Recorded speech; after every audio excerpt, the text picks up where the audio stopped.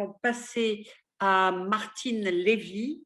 Martine, tu es toujours là, donc je te tutoie parce que ça fait tellement d'années qu'on se connaît, ce qui ne nous rajeunit pas, ma bonne dame, mais tant pis.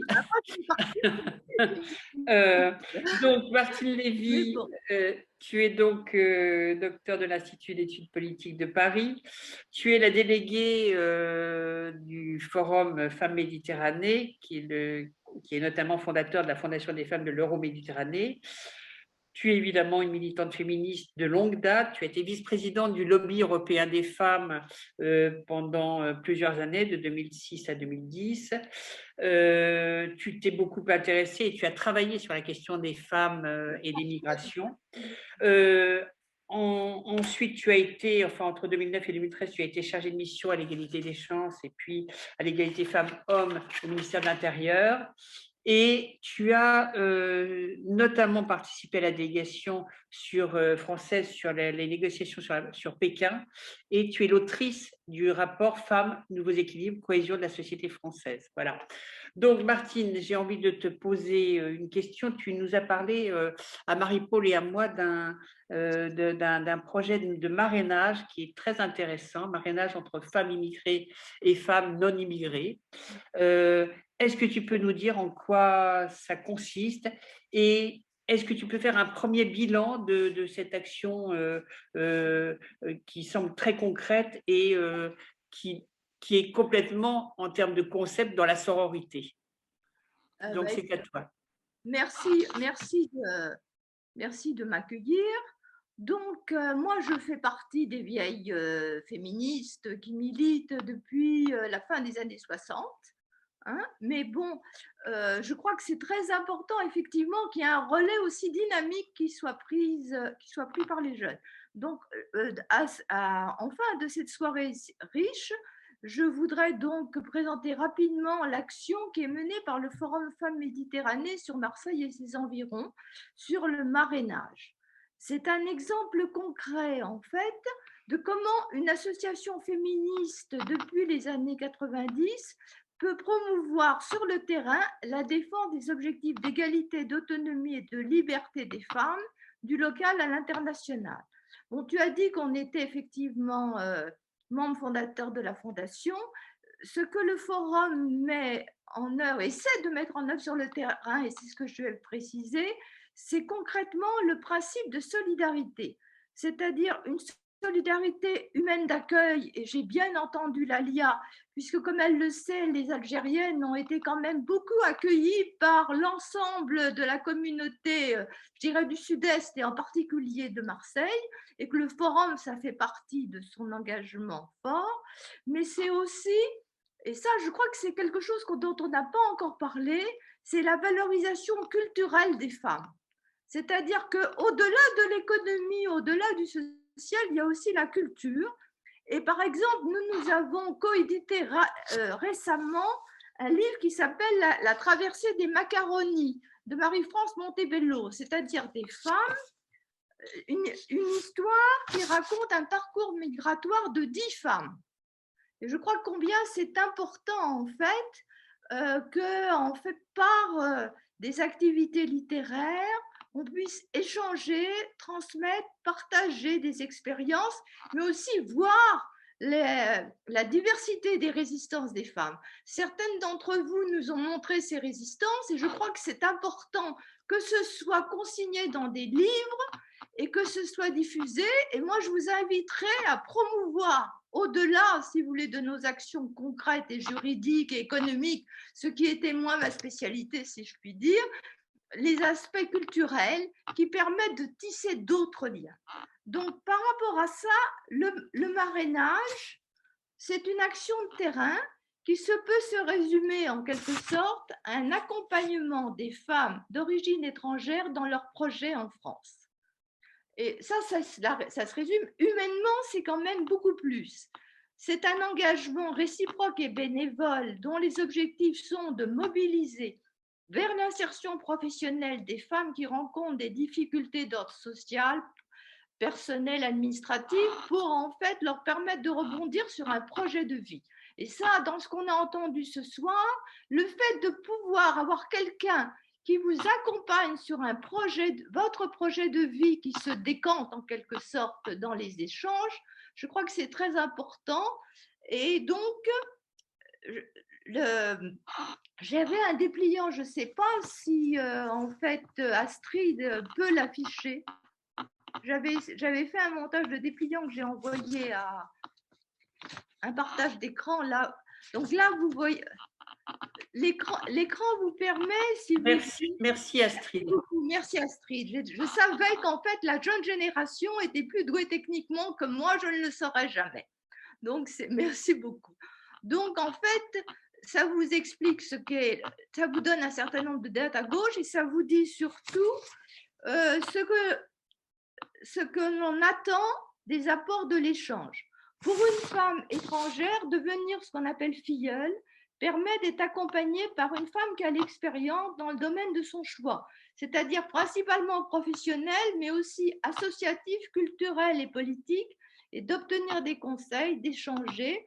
Et c'est quelque chose qui permet aussi, au-delà de ce domaine spécifique, d'intégrer des réseaux d'entraide et de solidarité. Et je crois que pour nous, féministes, c'est très important d'intégrer ces réseaux d'entraide et de solidarité. Pour la personne plus ancienne, disons la marraine, accompagner une femme et lui apporter des conseils dans sa démarche, c'est à la fois soutenir quelqu'un en partageant son expérience, mais aussi c'est s'enrichir en échangeant avec une personne d'une autre culture et qui a donc une autre vision des choses, et ça lui permet de partager et d'intégrer des réseaux d'entraide et de solidarité. Le dispositif, il a été mis en place en 2018. Il est relancé pour 2021. Vous avez là un certain nombre de dates de rencontres pour pouvoir marier en quelque sorte les marraines et les filleuls. Et c'est une expérience en fait dont le Forum Femmes Méditerranée a quelque part repris l'idée, puisque ça a été initié par la Maison internationale de Rennes il y a déjà plus d'une dizaine d'années, et que je dirais que selon des modalités différentes, la Maison des femmes du 12e arrondissement à Paris s'efforce aussi de concrétiser, c'est-à-dire que ces démarches de partage, d'accompagnement, de soutien entre deux différentes générations et entre des femmes d'origine et des femmes de l'extérieur est quelque chose qui peut se faire selon différentes modalités, et que c'est donc une démarche de valorisation des parcours. Globalement, si vous voulez, en termes d'effectifs, ça se fait par 10, 20 personnes, 30 personnes. Ce ne sont pas des effectifs extrêmement importants, mais c'est quelque chose qui évolue en fonction des rencontres, des besoins et des échanges. Donc, je crois que cette solidarité en fait que le projet exprime avec les femmes d'ailleurs est quelque chose qui concrétise nos engagements dans la mesure où il donne une vigilance accrue sur leur situation et leurs droits. Et je dirais que là, je fais appel à ma propre expérience un peu longue, à la fois au niveau national, européen, mais aussi international, sur les droits des femmes et nos valeurs humanistes, que c'est une exigence et que si on ne peut pas concrètement manifester notre solidarité et défendre les droits des femmes migrantes, il y a de forts risques qu'il y ait un reflux important de nos situations de femmes féministes et autres, et globalement de nos droits, que ce soit ici ou que ce soit ailleurs. Je crois que la notion de solidarité, qui est quelque chose que le Forum Femmes Méditerranée défend très fortement partout, tout le temps, sous différentes formes, est quelque chose qui nous permet à nous d'avancer. Et là, nous sommes ce soir, et ça je remercie en fait Jocelyne et Marie-Paul, dans un cadre où on est solidaire et on s'exprime à différentes générations, entre les jeunes, je dirais, et les moins jeunes. Et je dirais qu'il faut faire, je fais un appel à toutes pour que sous des modalités comme celles que nous la menons, nous, avec nos effectifs quand même réduits sur Marseille et sa région, mais aussi qui se fait à Rennes, qui se fait à Paris, que dans chaque région, on puisse mobiliser et partager des femmes féministes dans les réseaux et des femmes migrantes de façon à pouvoir en fait alimenter aussi et renforcer et les réseaux régionaux, les réseaux nationaux et le réseau européen.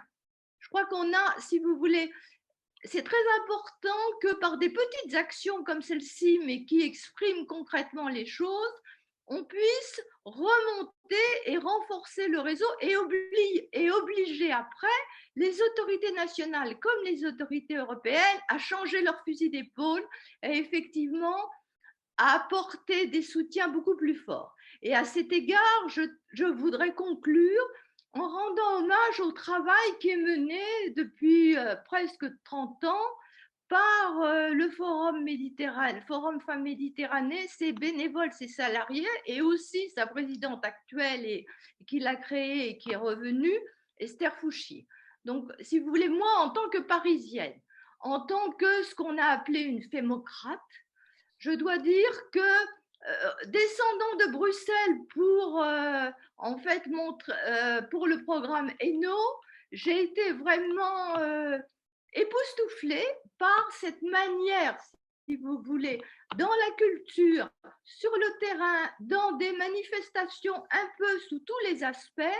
Si vous voulez, les femmes se mobilisent dans cette région qui n'est pas une région facile pour affirmer, défendre et promouvoir les droits des femmes et les droits de toutes les femmes, femmes migrantes, d'origine étrangère ou pas, et tout. Donc voilà, et de toutes les générations, puisque dans l'équipe avec laquelle nous travaillons, nous avons aussi des jeunes femmes. Merci. Voilà, moi je suis brève. Hein. Merci beaucoup, Martine, pour cette intervention et pour cet exemple tout à fait sur ce projet tout à fait intéressant et concret, en effet. C'est l'exemple même de ce qui peut faire avancer, de ces pas de fourmis, mais qui font avancer le monde au final. Voilà, c'est bien cet exemple du marrainage, c'est une excellente initiative et bravo de l'avoir mis en place.